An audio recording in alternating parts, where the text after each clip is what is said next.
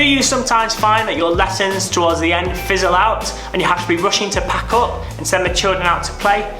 Do you sometimes feel that the end of your lessons fizzle out and don't really have much impact?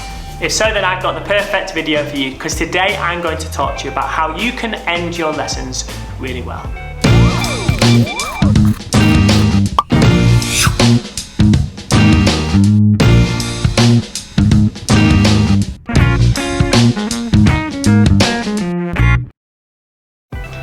Hello, I'm Ben Cooper from Waggle Teaching, and I'm here today to talk to you about how you can make sure that the end of year lessons are just as purposeful as the beginning.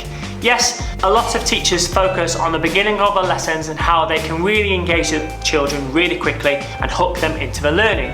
But I would argue that the end of a lesson is just as purposeful, so that children don't leave feeling that lesson was not relevant, and so that children don't leave the classroom and forget what they've just learned. By ensuring that your lessons finish with a bit of a bang and a final activity, you can ensure that the lesson is more memorable and the children go away retaining much more of the information that they've gained. So I'm going to give you 5 top tips of how you can finish your lessons really, really well.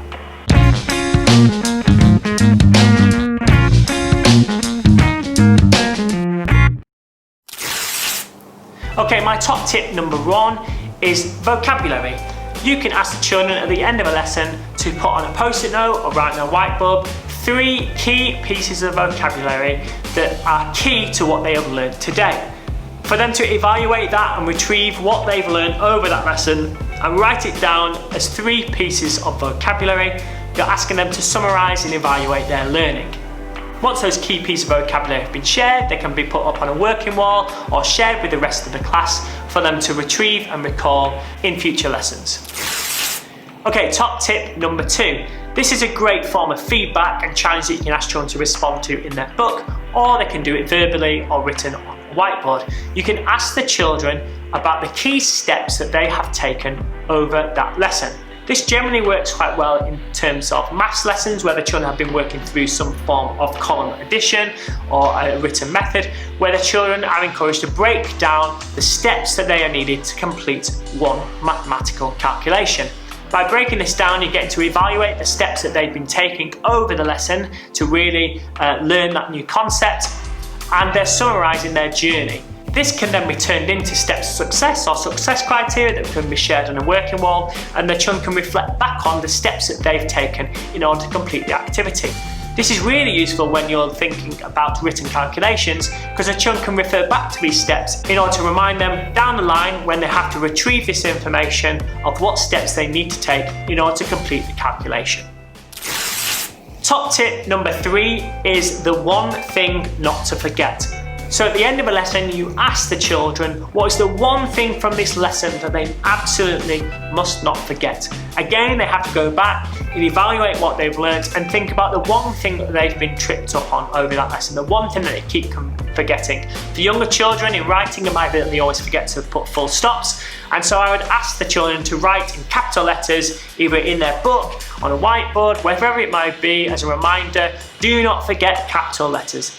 And that way, when they come back to their learning, when they come back to their book, they will constantly be reminded in big red pen or whatever it is, or wherever they've written it, not to forget their full stops. This can be done right through the school. The children choose one thing from that lesson that they must not forget in the future, and they make that as a note and a reminder. It's a great way to finish a lesson with a bit of a giggle, but also a bit of a reminder for the future of the things that they should always remember to do.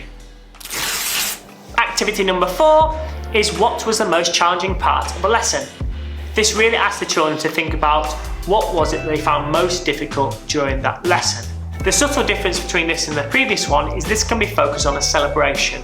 What was the key thing that they've overcome? What was the barrier that they broke down in order to be successful this lesson? This should be something that they're proud of, something that reminds them that they found it challenging, and something that they can continue to focus on as a target in the future. And my final top tip, which is possibly my favourite, is the cliffhanger lesson ending. So rather than asking the children to reflect on what they previously achieved during that lesson, my suggestion would be to show them something that they're going to next, a cliffhanger. So the children have just completed a piece of learning on one key aspect of their learning. The final slide that you could show them is a question that extends them on next, something that we'll be tackling in the next lesson. The idea of this is children can then leave the lesson thinking about the next question. They'll start to already process that, and it should hopefully hook them in and make them already aware of what they're going to be learning in the next lesson.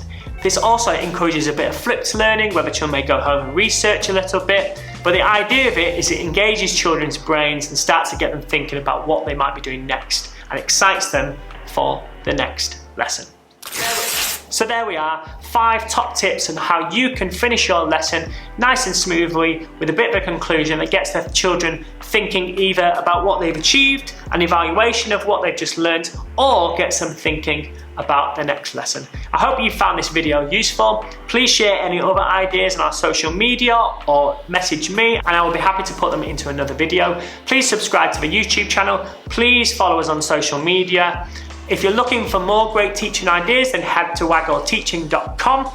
I'm Ben from Waggle Teaching. Have a really great day.